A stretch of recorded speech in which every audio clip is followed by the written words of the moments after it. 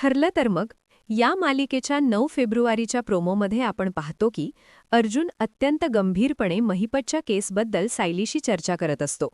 अर्जुन म्हणतो, आता आपण बाबूला कोर्टात हजर करू शकत नाही, कारण अर्जुनचं वाक्य पूर्ण व्हायच्या आतच सायली दचकून म्हणते, अरे देवा, राहिलंच की माझं एक महत्त्वाचं काम. अर्जुनला वाटतं केस संदर्भात काहीतरी महत्त्वाचं आठवलं असेल, पण सायली म्हणते, अहो, मी डाळ तांदूळ भिजत घातले होते, ते वाटायचं राहूनच गेलं, मी खाली जाऊन आलेच. अर्जुन बिचारा कपाळावर हात मारून घेतो आणि म्हणतो, अगं बायको, आपण इथे इतक्या महत्त्वाच्या केसवर बोलतोय आणि तुला इडलीची पडली आहे. पण सायली त्याचं काहीही न ऐकता खाली निघून जाते. काही वेळाने सायली परत येते आणि उत्साहाने म्हणते, सांगा आता, काय बोलत होता?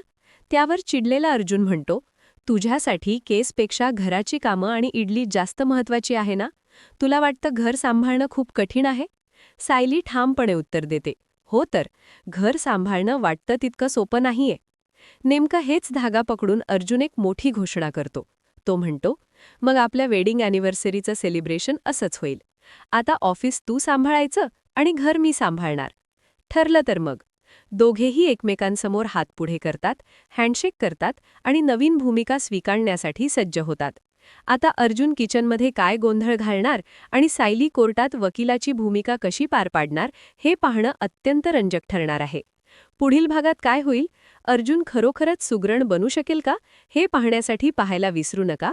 ठरलं तर मग. हा प्रोमो इथेच संपलेला आहे. भेटूया पुढील भागात. तोपर्यंत नमस्कार.